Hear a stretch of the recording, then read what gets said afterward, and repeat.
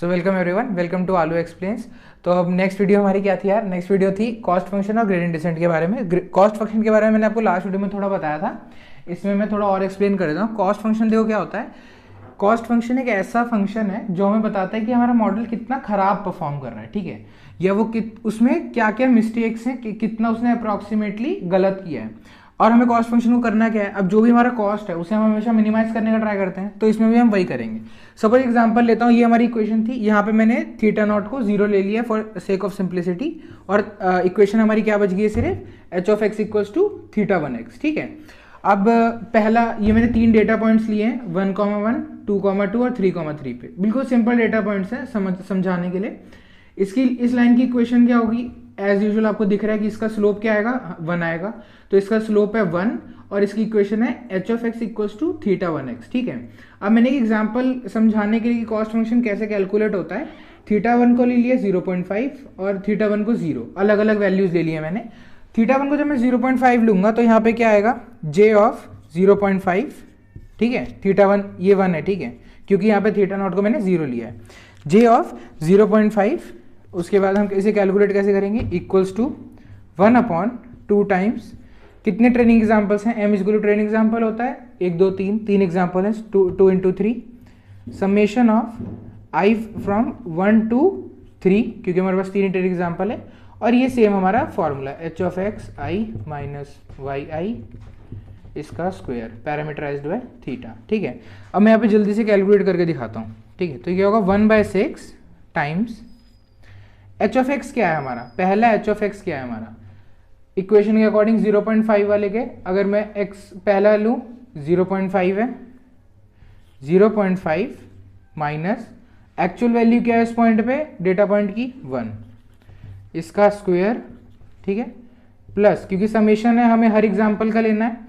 अगला क्या है 1 माइनस उसका एक्चुअल डेटा पॉइंट वैल्यू क्या है 2 ले लिया, इसका स्क्वायर कर दिया, प्लस अगला क्या है 2, ठीक है, 2 होगा, ठीक है, 2 होगा तो यहाँ पे 2 माइनस उसका एक्चुअल पॉइंट क्या है 3, इसका स्क्वायर, ठीक है।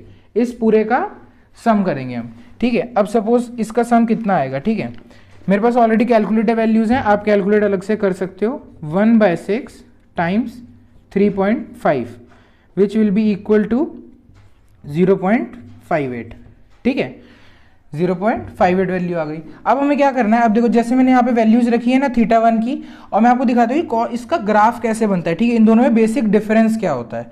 अब इसका ग्राफ बनाते हैं। सपोज यहाँ पे मैं रख रहा हूँ 0.5, यहाँ पे रख रहा हूँ 1, यहाँ पे रखते हैं 1.5, यहाँ पे रखते हैं 2।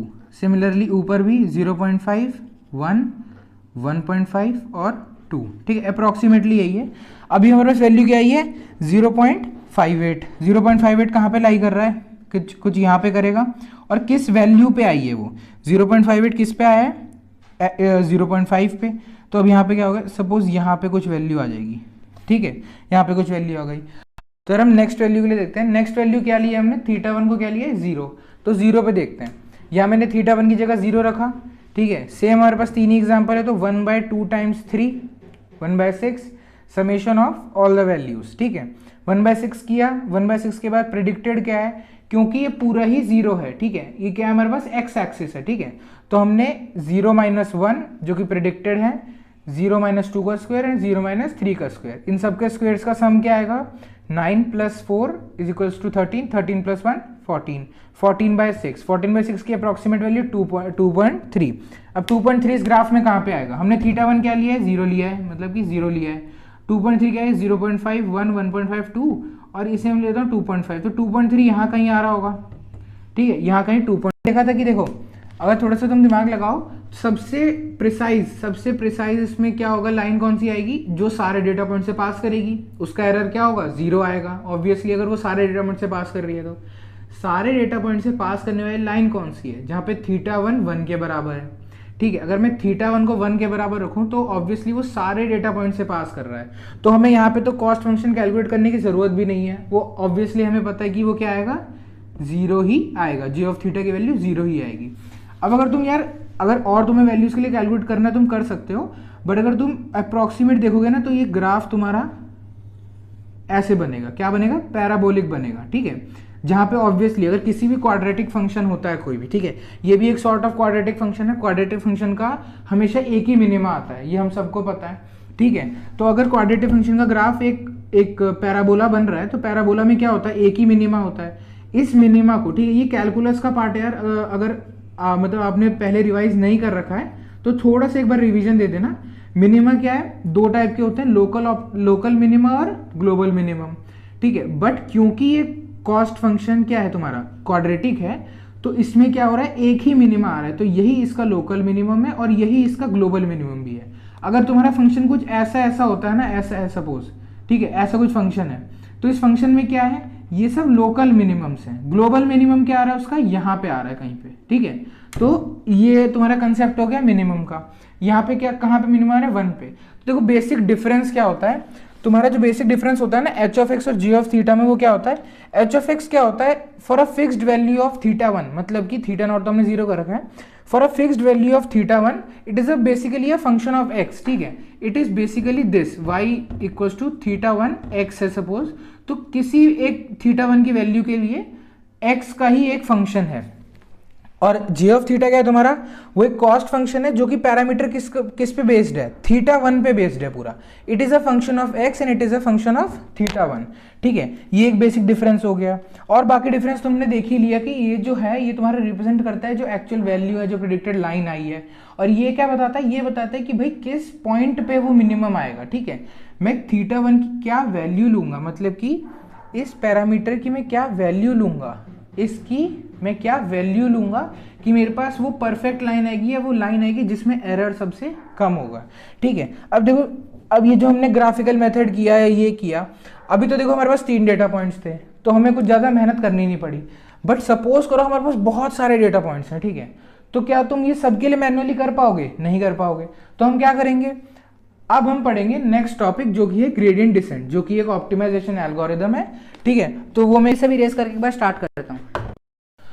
तो यार हम देखते हैं कि ग्रेडियंट डिसेंट होता क्या है। ग्रेडियंट डिसेंट क्या होता है, एक टाइप का ऑप्टिमाइजेशन एल्गोरिदम है जो किस काम आता है, हमें एक मिनिमम फाइंड करने की, थीटा की एक ऐसी वैल्यू फाइंड करने के लिए जिसमें हमारा कॉस्ट फंक्शन क्या आ जाए, मिनिमम आ जाए, ठीक है। और हमें करना क्या है, हमारे पास पैरामीटर्स है थीटा 1 थीटा नॉट, उसको हमें ऐसी वैल्यू निकालनी है उसकी जिससे हमारा पूरा फंक्शन की वैल्यू क्या है, मिनिमम आए, ठीक है।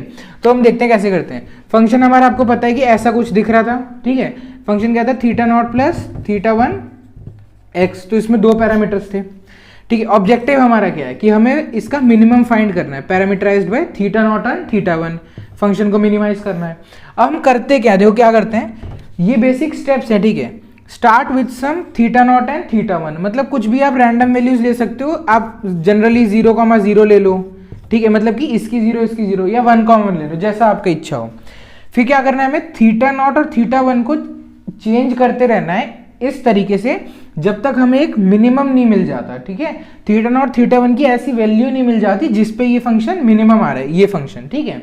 अब हम करते कैसे, देखो एल्गोरिदम ये होती है, सिंपल एल्गोरिदम है, थीटा जे असाइनमेंट ऑपरेटर होता है ये, थीटा जे को हम अपडेट, ये क्या, इसे क्या बोलते हैं, अपडेशन रूल बोलते हैं, रिपीट अंटिल कन्वर्जेंस। कन्वर्जेंस मतलब कि जब तक, सपोज मेरा ये कोई ग्राफ है, ठीक है, जब यहाँ ऐसे नहीं, सपोज ये कोई ग्राफ है, जब तक ये मिनिमम पे ना आ जाए तब तक हमें ये अपडेट वैल्यू करनी पड़ता है, थीटा को अपडेट, ठीक है। अपडेट कैसे करता है, थीटा माइनस एल्फा। अब एल्फा क्या होता है, एल्फा होता है आपका लर्निंग रेट होता है, ठीक है। ग्रीन में अगर दिखे ना तो आप लिख लेना, नोट कर लेना। लर्निंग रेट क्या, किस चीज का, इसका मतलब क्या होता है, ये डिसाइड करता है कि आप कितने बड़े स्टेप्स लेंगे, ठीक है, स्टेप्स आपके कितने बड़े होंगे। बेसिक मतलब क्या है, ये मान लो, मैं बेसिक बता रहा हूँ, इसके बाद मैं पूरा एक्सप्लेन कर दूंगा। मान लीजिए ये हमारा कर्व है, यहाँ से हमने स्टार्ट किया, हमने थीटा नॉट थीटा 1 की कुछ वैल्यू ली जो यहाँ पे है। अब क्या करना है, या देखो आप इतने बड़े बड़े स्टेप्स भी ले सकते हो, ठीक है, और आप क्या कर सकते हो, इससे छोटे स्टेप्स भी ले सकते हो, ठीक है। छोटे स्टेप्स मतलब कि ऐसे ऐसे, ठीक है, छोटे स्टेप्स।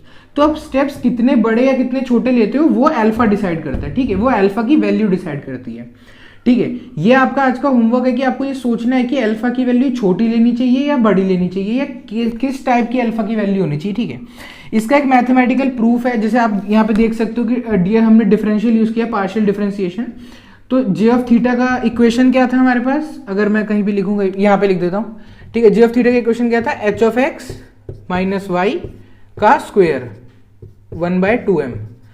इसका हम क्या करेंगे, इसको डिफरेंशिएशन करेंगे और हम फिर वैल्यू निकालेंगे कि क्या आती है, ठीक है। तो ये आपको आज का होमवर्क पता चल गया कि लर्निंग रेट के बारे में पढ़ के आना, ठीक है, कि लर्निंग रेट की हम वैल्यू कैसे डिसाइड करते हैं या उसको कैसी वैल्यूज लेनी चाहिए। और इसका डिफरेंशिएशन जो है वो मैं नेक्स्ट वीडियो में कवर करूंगा, और पूरा मैथमेटिकल। और ये भी नेक्स्ट वीडियो में कवर करूंगा कि दो टाइप के ग्रेडियंट डिसेंट होते हैं, एक होता है बैच ग्रेडियंट डिसेंट और दूसरा क्या होता है, स्टोकेस्टिक ग्रेडियंट डिसेंट। दोनों में डिफरेंस क्या होता है, दोनों किस टाइम पे यूज करने चाहिए, ये हम नेक्स्ट वीडियो में कवर करेंगे। तब तक के लिए बाय।